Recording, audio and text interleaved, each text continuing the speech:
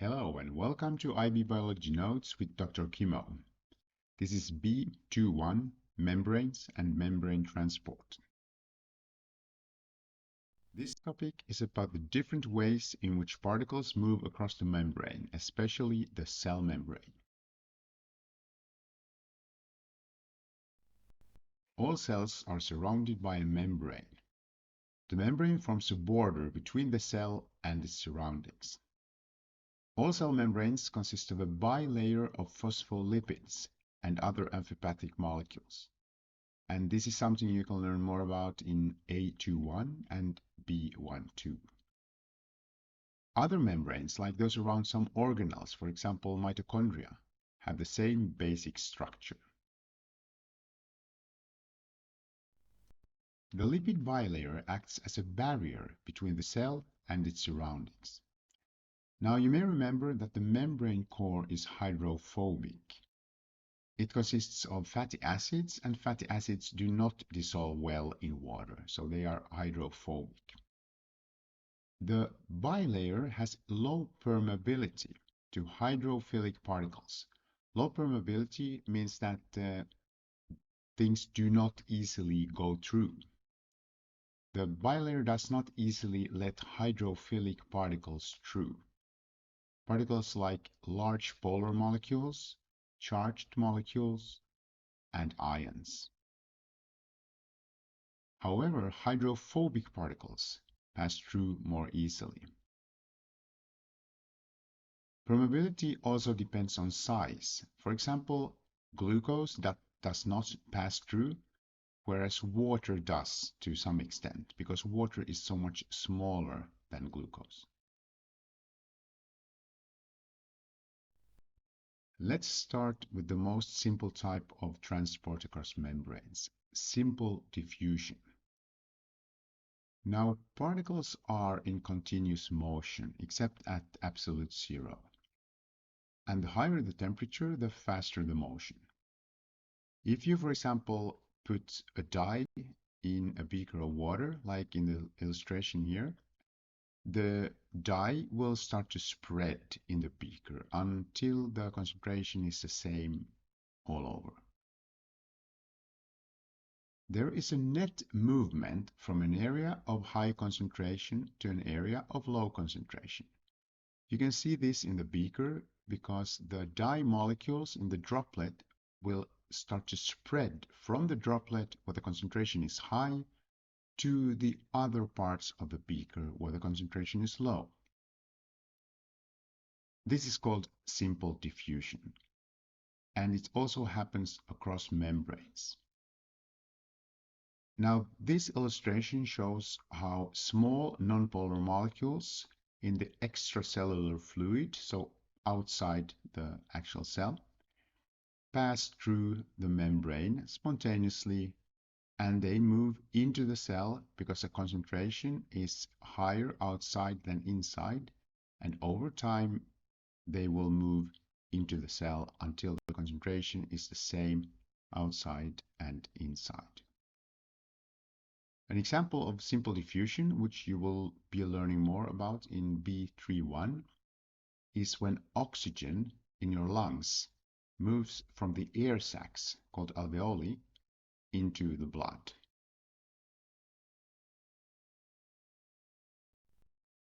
Water molecules are able to move through most cell membranes due to their small size. When more water molecules move in one direction than the other, we call it osmosis. And this requires a semi-permeable membrane through which water, but not solutes, can pass. In this illustration, you can see a semi-permeable membrane, and to the left you have pure solvent, only water, and to the right you have a solution with water and a solute. So the yellow spheres are water molecules, the blue spheres are solute molecules. Now, water does move in both directions, but there is a net movement to where the solute concentration is higher, because solutes form hydrogen bonds with water molecules and inhibit their movement. So the water on the right is not able to move through the membrane as fast as the water on the left. Looking at this illustration, a way to remember which way the water moves is to consider the water concentration as being higher to the left than to the right. And if you count the number of spheres, there are more yellow spheres on the left than on the right. Now, over time, this is what happens.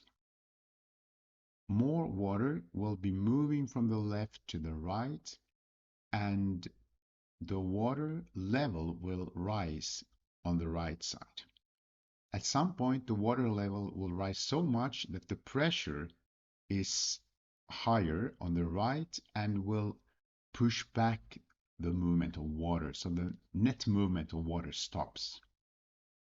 So the end point in this case would be different water levels on the left versus on the right because of the net movement of water from the left to the right. You will be learning more about osmosis in D2.3. The other modes of transport across membranes require proteins. There are many different proteins in the lipid bilayer. Not all of them have to do with transport, but some do. There are two major categories: integral proteins and peripheral proteins. The integral ones are hydrophobic, at least partially. They are embedded in one or both phospholipid layers, and some of them are transmembrane. They go all the way through the membrane, and they have hydrophilic ends. The peripheral proteins have a hydrophilic surface. They are not embedded in the membrane, but they are attached to the membrane through an integral protein, or they can be anchored with a hydrocarbon chain that is inserted in the membrane. Now you know about simple diffusion and about proteins in the membrane. For some cells' needs, diffusion of water through the lipid bilayer is too slow, so they have something called aquaporins. Aquaporins are transmembrane channel proteins which allow water to flow through. They have a very narrow positively charged passage, which stops larger molecules and also, for example, protons. This is a type of facilitated diffusion, and it is common in, for example, the kidney and in root hair cells. These are things that you will learn more about later. There are also other channel proteins which allow selected particles to cross the membrane. They are integral transmembrane proteins, and they connect the inside of a cell with the outside. They allow certain particles to pass and are very selective. Some of them can be opened or closed. And aquaporin is one such channel protein. Facilitated diffusion through a channel protein does not require energy, so it is a form of passive transport, just like simple diffusion and osmosis. Pump proteins consume energy as they actively pump particles across the membrane. This is called active transport. Pump proteins only work in one direction and usually against a concentration gradient. This illustration shows how sodium ions in orange are moving from the cytoplasm to the extracellular space in the direction of the arrow. The concentration of sodium is already higher in the extracellular space, but more sodium ions are still being pumped into that extracellular space. That's what we mean by against their concentration gradient. After the sodium ions have been released into the extracellular space, Potassium ions are being moved from the extracellular space to the cytoplasm by the same pump protein. Potassium is also moving against its concentration gradient because the concentration of potassium is already higher inside the cell, in the cytoplasm. The energy is provided by ATP. More about that in C12. You will also learn about this sodium-potassium pump in more detail if you are doing higher level. That's in A2150 later in this video.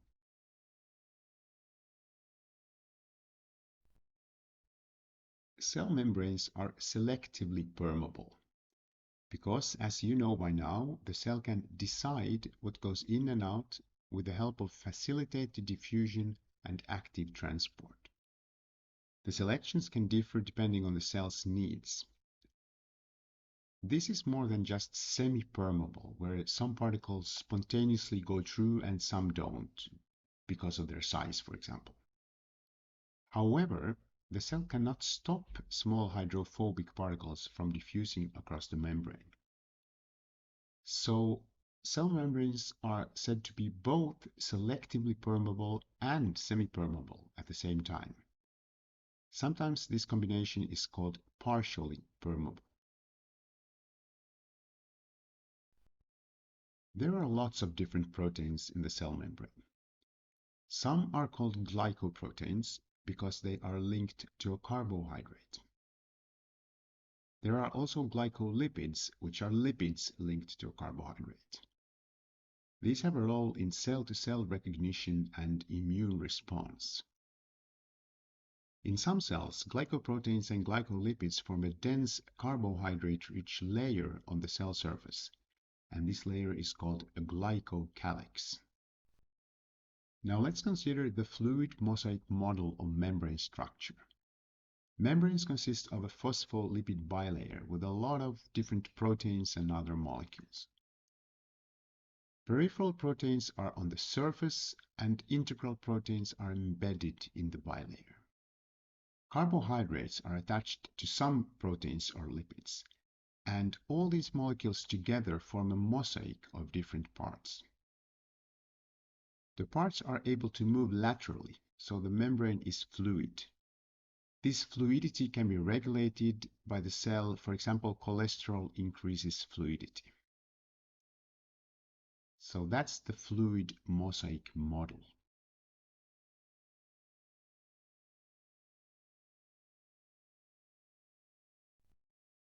Now we are moving into additional higher level territory. Fatty acid saturation affects membrane fluidity. You should know by now that this is a phospholipid.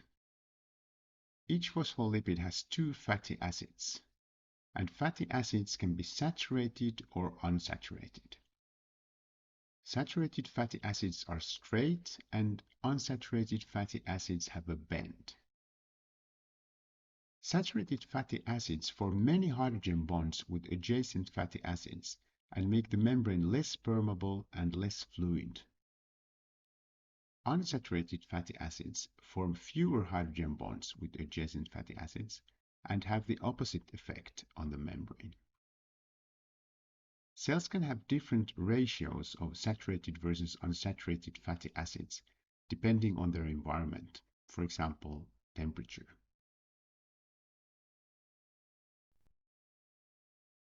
20 to 40% of eukaryote plasma membrane is cholesterol, and it helps maintain optimal membrane permeability and fluidity. Cholesterol is mostly hydrophobic. It's attracted to the fatty acids of the membrane core, but it also has a hydrophilic head, which is attracted to the phosphate groups on the surface. Cholesterol prevents membranes from becoming too permeable at high temperatures and prevents fatty acids from solidifying at low temperatures.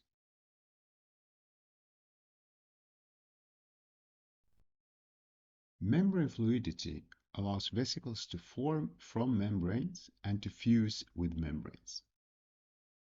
Vesicles transport things to, from, and inside cells. They are small membrane sacs, kind of bubbles, and they form from and fuse with membranes. An example of vesicles forming from membranes is endocytosis, with which cells can import large molecules such as antibodies, food, pathogens. An example of a vesicle fusing with a membrane is exocytosis, with which cells can export things, large molecules like enzymes, hormones, and waste. Both endocytosis and exocytosis require energy, so it's active transport.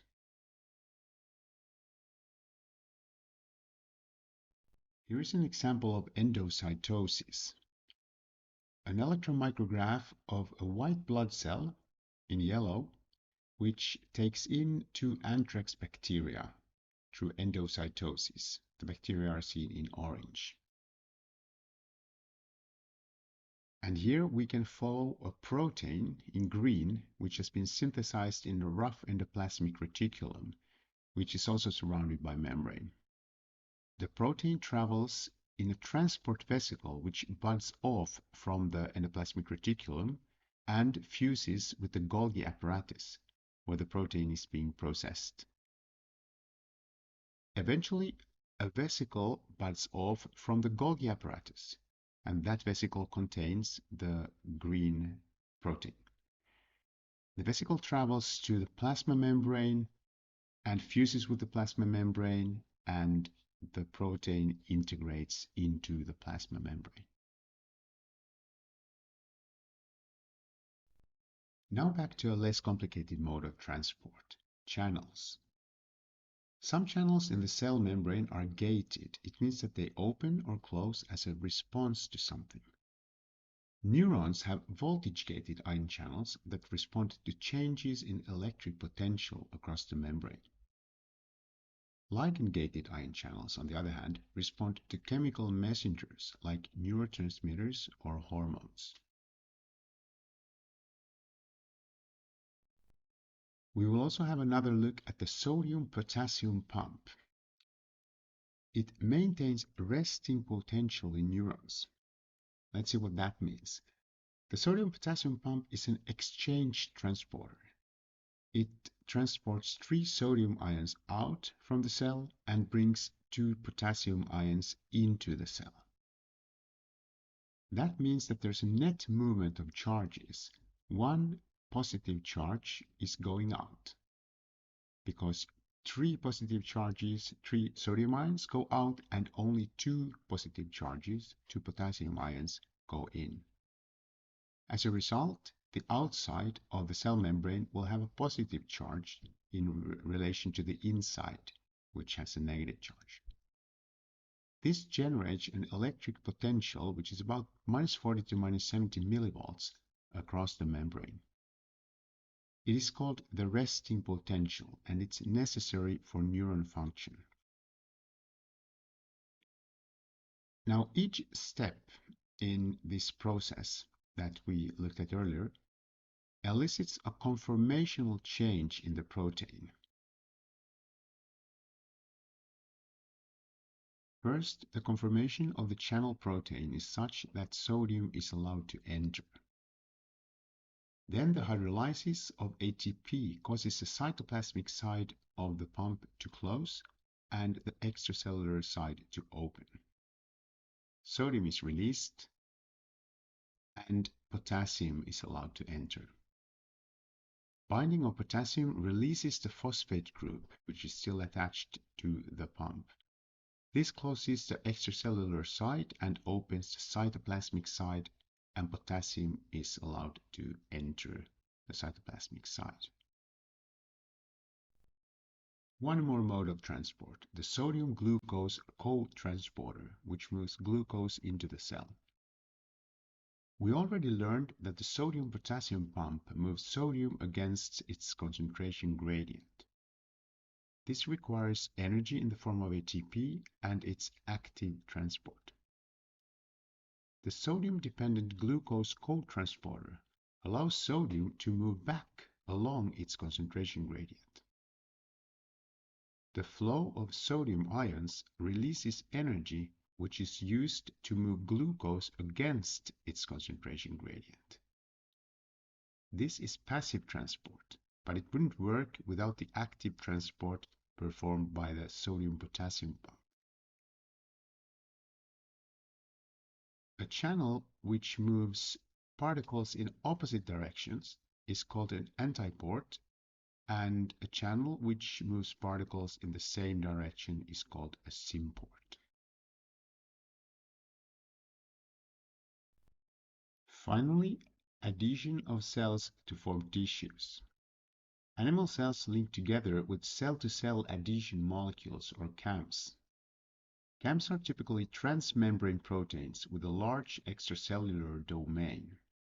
Similar CAMs may link to help similar cells form tissues, and different CAMs may link to help form more complex tissues with different cell types. The illustration in the middle of the screen shows cadherin molecules which are embedded in the cell membrane of two adjacent cells. They link to attach the cells to each other. And cadherins are one class of CAMs. In some cancer cells, CAMs cannot keep the cells together, and the cells are able to spread and form metastases.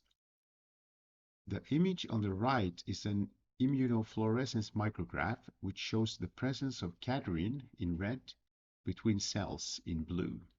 Actually, it's the cell nuclei that are stained in blue. These are cells of the human mammary duct, and doctors may study samples like this to help determine whether a tumor is likely to spread.